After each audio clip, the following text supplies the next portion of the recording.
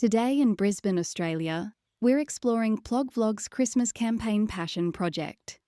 We'll pause for a memory about visiting the Acropolis and finish with a tiny action to help resist atrophy. All this is to fund Plog Vlog's Christmas campaign. It's an awareness campaign about the slippery slope into sedentary meaninglessness that people are at risk of as AI takes over all the hard things in life. So what happens when there's no longer a need to strive or struggle? We have to make our own choices about that. Will we decide to sit down and have what we might think of as the perfect life on the couch with the perfect Netflix videos?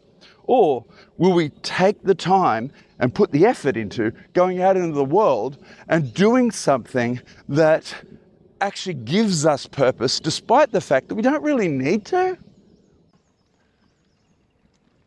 Morning, everyone. Got any empty bottles you want to get rid of? I did not find these in here. That was on Compton Road, like literally half an hour on Compton Road. No, I collected to fund like a project I'm working on. You just finished watching my foster father out in the pounding heat of the Australian summer. He's near a bushland water storage for the suburb of Kuraby, located in Karawatha Forest, and he is searching for cans and bottles. After finishing the long project that resulted in Chapter 4, he felt a bit listless. But participating in the Rubbish Rebellion and Unbroken 61 projects inspired him to develop an ongoing mission for Plog Vlog. To understand the project, we must examine the problem.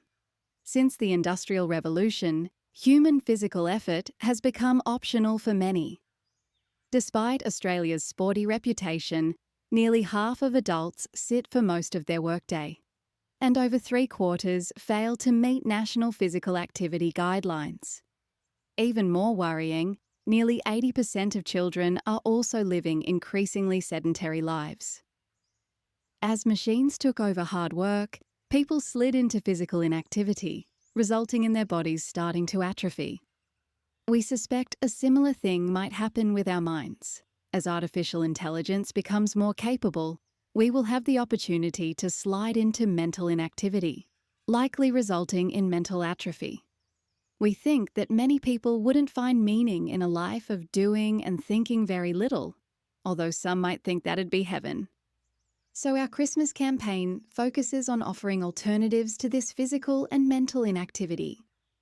We are earning money from collecting cans and bottles to fund a large promotion of a Christmas video. We'll boost it on Christmas Day and for 2 weeks after, a time when many reflect on life's meaning. We're trying to bring the message of picking effort instead of comfort, hopefully finding people who might otherwise choose a sedentary life they'd eventually grow to hate. It's time for the usual short intermission, where I bring you a personal story from my mother's life. It was August in 1993, and the grinding physical toll of long-term travel had finally caught up with my mother Liz and her childhood friend David. They were suffering from a nasty bug caught back in Rome, battling sore throats, harsh coughs, and bad stomachs.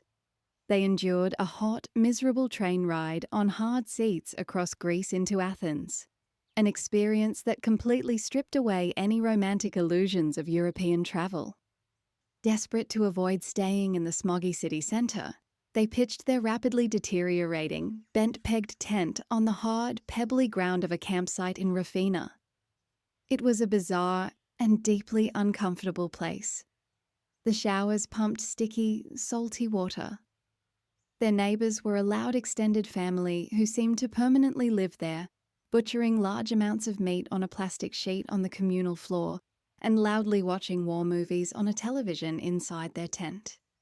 Despite feeling physically terrible, David and Liz forced themselves to check the tourist boxes. They took a bus into Athens to see the Acropolis. But the magic just wasn't there. The ancient ruins were veiled in thick smog and pollution. Looking out over the city, David made a sharp observation. Unlike other cities that felt distinctly rich, poor, dangerous, or beautiful, he said to Liz that Athens just felt bored. Not boring, just more like a giant creature that was jaded. This memory perfectly captures the feeling of meaninglessness. Citizens and tourists seem to be just going through the motions, with Liz and David just ticking off a world wonder because they felt they had to, not because it brought them purpose. It demonstrates that just showing up isn't enough. You need an active, driving purpose to clear the smog off a listless life. There we go. Look, this drain that comes out there. That's flowing that way. That's newer reforestation. Let's get back to our imaginary, or perhaps prophetic world of AI supercomfort to find a purpose to make this video useful for people who are open to change, and ways for you to feel useful even before the AI Santa arrives. My foster father is now in the bush beside a freeway. He realised this is a great place to collect cans to fund the Christmas campaign, because items thrown from car windows eventually wash down into the drains and waterways, collecting in these hidden spots. That's part of why we come here, because we don't collect cans and bottles from bins. Locals who are short on money often rely on those for extra cash, so we intentionally collect in places where others don't usually go. We're focusing specifically on cans and bottles when at home, because picking up general litter in Brisbane's urban areas has become too frustrating. My foster father has designated those urban streets as lost causes, using them instead as a source of funding, while saving energy to collect other litter for oases where the impact sticks. As you can see, there is no shortage of funding material. His bike is already filled to capacity, and there are still plenty of cans left behind.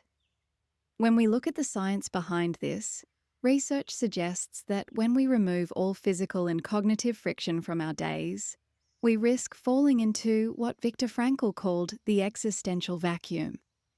Our bodies and minds are designed to respond to challenge. Without it, we experience atrophy. That's what the Christmas video and the Christmas campaign that supports it are all about. Choosing to use safe adversity and meaningful actions to create meaning in life. Here is the tool. Find intentional friction, challenges that you might not have to face, or impose some safe adversity.